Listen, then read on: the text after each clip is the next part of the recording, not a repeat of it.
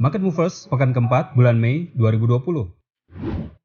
Aset-aset berisiko masih mendapatkan sentimen positif dari pelonggaran lockdown di beberapa negara pandemik dan berita kemajuan penemuan vaksin COVID-19 oleh perusahaan bioteknologi Amerika Serikat Moderna. Namun di sisi lain, pasar juga masih mengkhawatirkan memburuknya data-data ekonomi dan masih meningkatnya kasus positif virus COVID-19.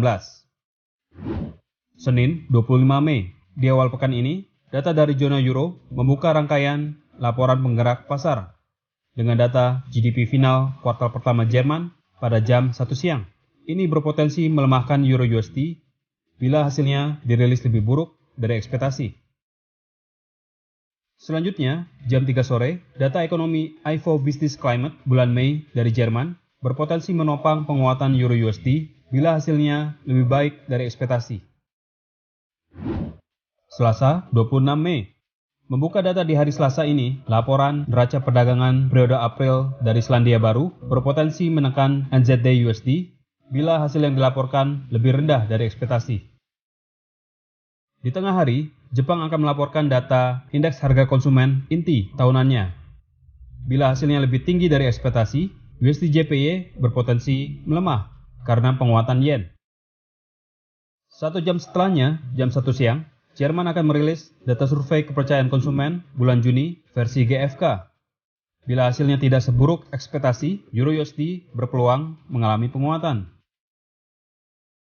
Sore harinya, Confederation of British Industry akan merilis laporan survei tingkat penjualan di Inggris. Bila hasilnya lebih tinggi dari ekspektasi, ini dapat menjadi peluang penguatan pasangan mata uang GBP USD.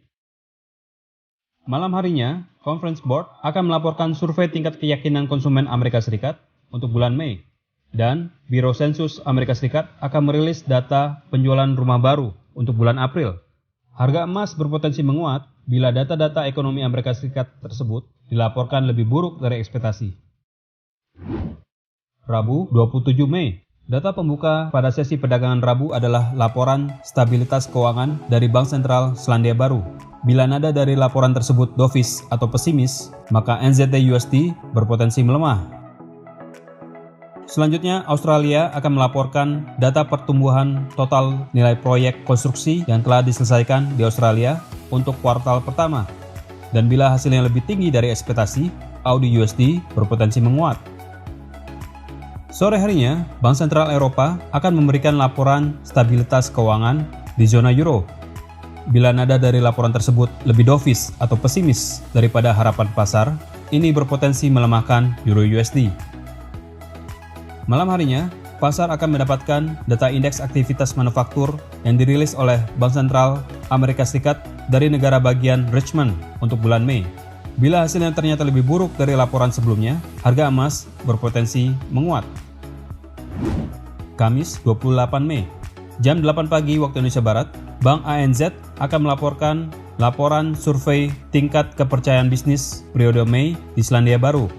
NZD USD berpotensi melemah bila data yang dihasilkan ternyata lebih buruk daripada ekspektasi.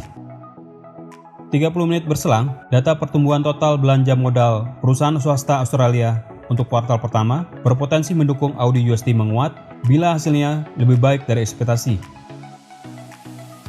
Malam harinya, jam 7 waktu Indonesia Barat, laporan awal indeks harga konsumen Jerman untuk periode Mei akan dirilis. Bila hasilnya lebih baik dari ekspektasi, ini berpotensi mendukung penguatan Euro USD. Jam setengah 8 malam, Kanada akan merilis data current account kuartal pertamanya. Bila hasil yang dirilis lebih buruk dari ekspektasi, pasangan mata uang USD CAD berpotensi naik. Di saat yang sama, rangkaian data penting dari AS akan dirilis. Data-data tersebut yaitu data pesanan barang tahan lama untuk periode April, data GDP Amerika Serikat revisi kedua kuartal pertama, dan data klaim tunjangan pengangguran mingguan. Bila data-data tersebut dirilis lebih buruk dari ekspektasi, dolar Amerika Serikat berpeluang melemah sehingga dapat mendukung penguatan harga emas. Selanjutnya jam 9 malam, Amerika Serikat akan merilis laporan penjualan rumah tertunda untuk bulan April. Harga emas berpotensi naik bila hasil data ini lebih buruk dari periode sebelumnya. Berbeda dari pekan-pekan sebelumnya, laporan cadangan minyak mentah Amerika Serikat dijadwalkan baru akan dirilis pada jam 10 malam. Bila hasilnya menunjukkan penyusutan cadangan, ini berpeluang mendukung penguatan harga minyak mentah. Jumat 29 Mei, membuka sesi perdagangan hari Jumat, Jepang akan merilis laporan awal produksi industri untuk periode April. Bila hasilnya positif atau lebih baik dari data sebelumnya, ini berpotensi menekan turun pasangan mata uang USD/JPY karena penguatan yen. Di tengah hari, Jepang juga akan merilis data tingkat kepercayaan konsumen untuk bulan Mei. Bila data yang dirilis lebih baik dari ekspektasi, mata uang yen berpotensi menguat sehingga nilai tukar USD/JPY turun. Sore harinya, laporan estimasi indeks harga konsumen atau CPI periode Mei dari zona euro berpotensi mendukung kenaikan pasangan mata uang euro USD bila hasilnya lebih baik dari data sebelumnya.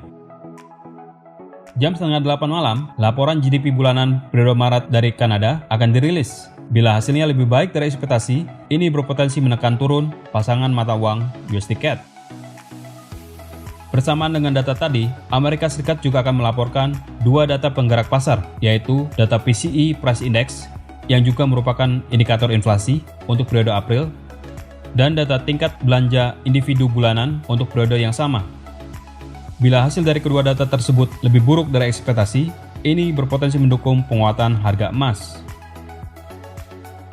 Selanjutnya jam 8:45 malam hari waktu Indonesia Barat, laporan indeks aktivitas bisnis di Chicago, Amerika Serikat untuk periode Mei akan dirilis. Dan ini berpeluang mendukung penguatan harga emas bila hasil yang dirilis lebih rendah dari ekspektasi.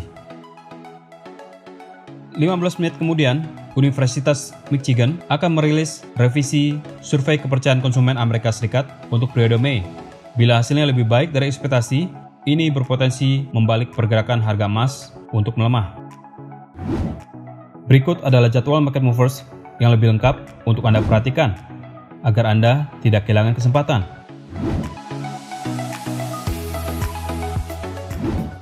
Segera manfaatkan peluang tradingnya. Untuk informasi lebih lanjut, silakan hubungi kontak person Anda di MIFX. Terima kasih dan sukses untuk trading Anda.